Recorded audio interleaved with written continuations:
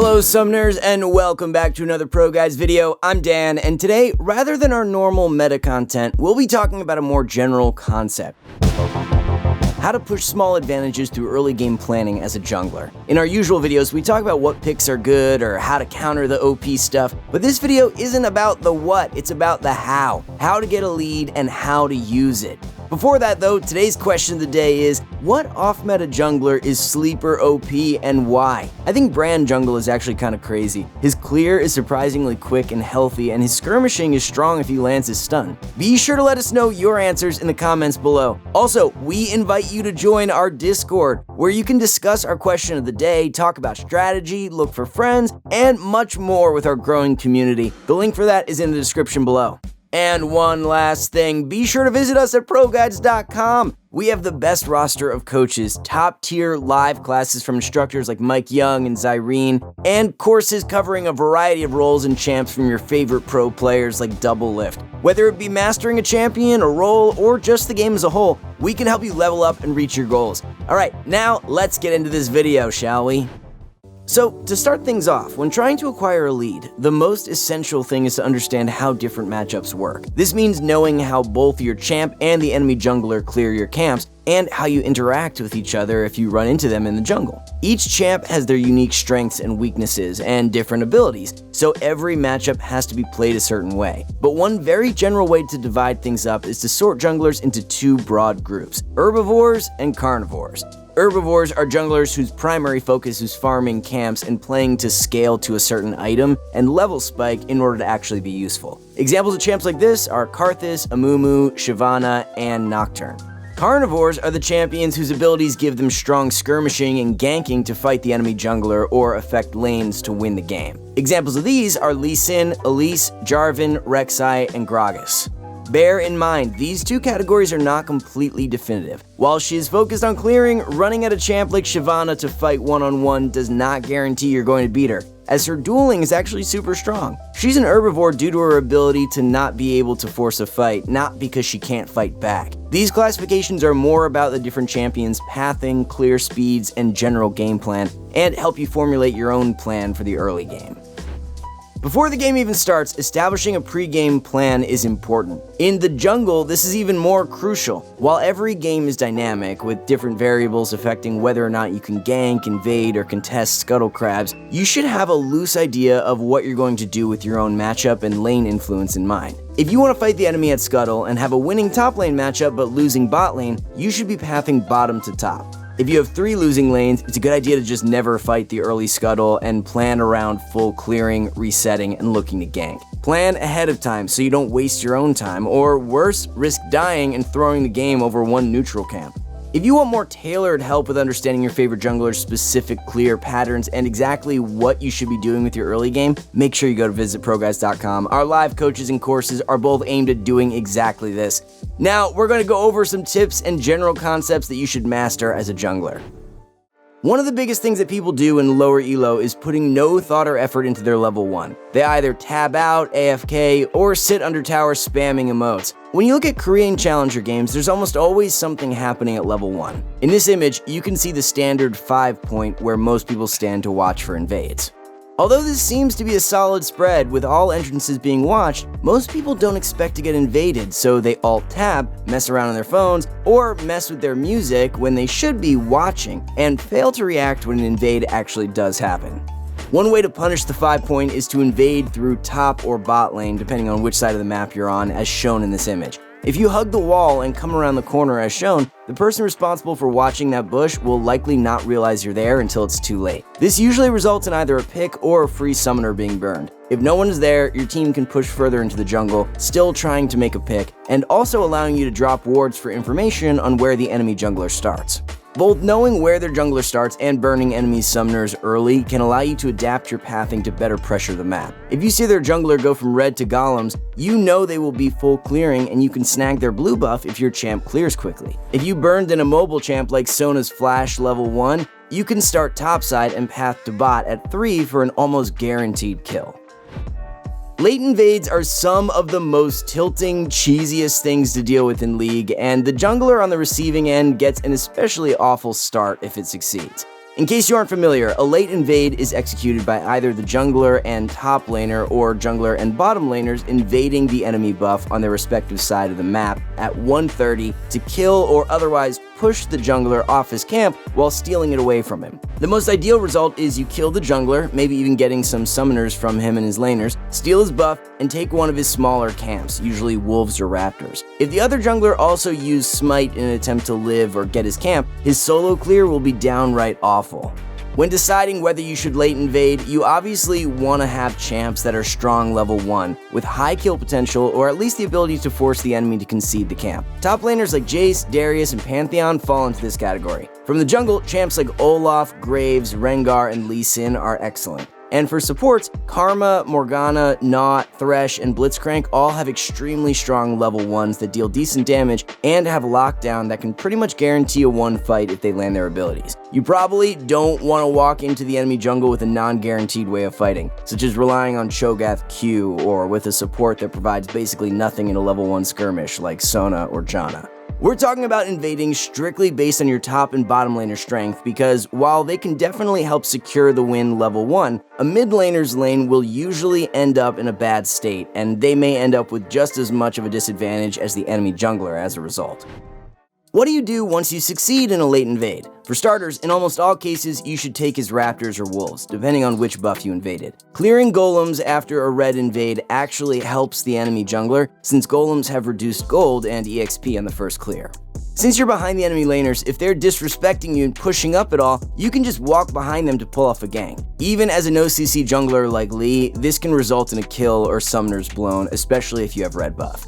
If you have lane priority, or at least neutral lanes, you can path to the other enemy buff and really push your lead by bullying the other jungler, either killing him again or just stealing it away from him. If you went straight for his buff, this means he'll still be level 1 and you'll be able to kill him with no issue. Just make sure your laners know what's going on and are ready to react. If you aren't going to invade, the most popular consistent play is to cross over to the jungle on the opposite side of the map and secure a full 3-quadrant clear. The pathing for that goes like this: late invade red, take enemy raptors, cross through mid lane to your own raptors, take your own red, path to your blue jungle, killing wolves, blue buff, and Gromp, and then secure bottom scuttle. This clear gives more than enough EXP to get to level 4, and sets you up to gank bottom or middle if possible, and even a chance at invading for raptors again if it's safe enough to do so. If the invade fails, the game is going to definitely be a lot harder. Just as you get 3 quadrants for succeeding, if you lose the level 1, there's a good chance the jungler crosses the river and steals your buff away. Make sure to bear this in mind and go for these late invades only when you're all but sure it will succeed.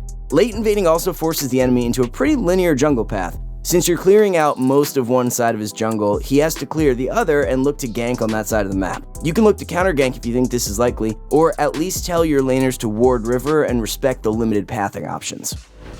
This tip goes for pretty much all roles, but timing summoners is especially important as a jungler because it lets you know which lanes have the highest kill potential. Since this guide is all about proactive planning and pushing leads, punishing lanes without an escape is a huge part of this. Note, this does not mean to not gank lanes that have their flash up. Ganking lanes is how you make them blow flash in the first place. This is more of a guideline for when you want to force something to happen on the map. For example, if you cleared top to bottom and mid has flash but bottom lane doesn't and you want to force dragon, it's probably a good idea to pull off a gank bottom for the guaranteed kill and then take drag. In the jungle role, playing around vision is another essential concept. You need to learn to apply pressure to the map. Showing even just once on the map gives a lot of information to the enemy jungler and his team, allowing the enemy team to make decisions based off your positioning, knowing they're free of being affected by the jungle. Not showing on the map is pressure.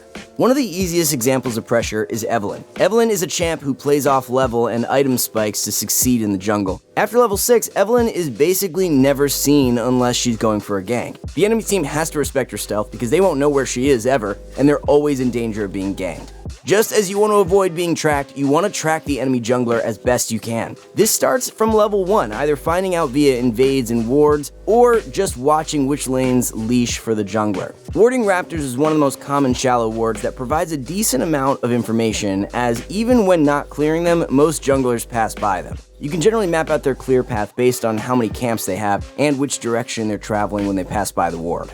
When playing as a super strong early champ like Lee Sin, Rek'Sai, and Elise, you want to go for a quick level 3 clear into an invade. If the other jungler is doing anything other than buff to buff, odds are you can steal their second buff away, and securing that lead can pretty much make that quadrant of the jungle your own. As you ward somewhere around Raptor, Bush, or wards, and pushing their jungler forever even for coming into that part of the map. There's two big benefits to this. First, you can now gank their laners on that side of the map from behind, forcing them to show big respect or die for even walking up to the middle of the lane.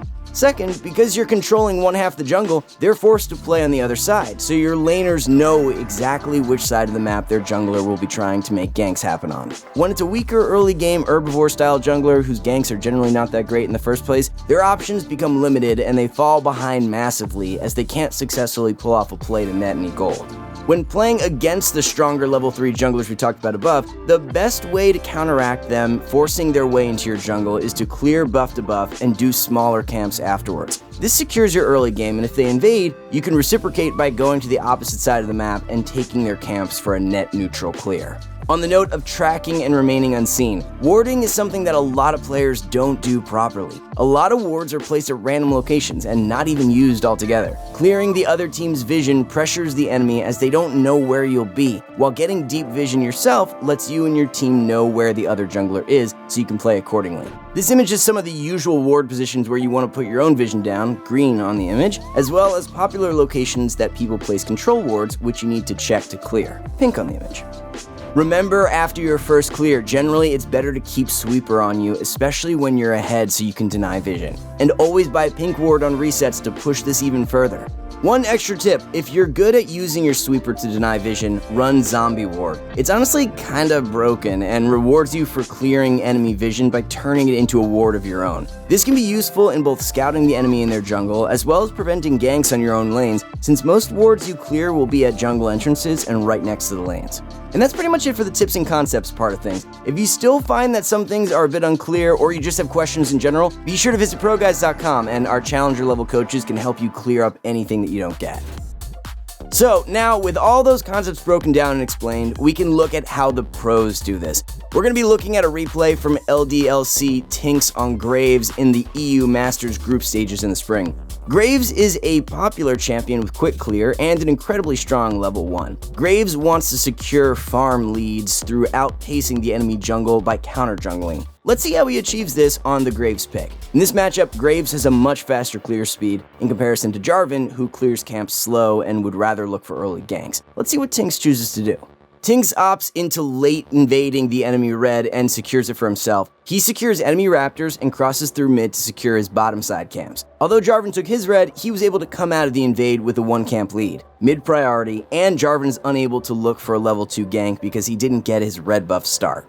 Through mid priority from the first gank, he's able to deny Rift Scuttler from Jarvan. He's able to secure the second camp and the enemy raptors on spawn. He leaves 1 small raptor, meaning he won't path to that camp on his next clear. Notice how he's only cleared golems and raptors on his own side. He cleared his golems, leveling them up for next clear.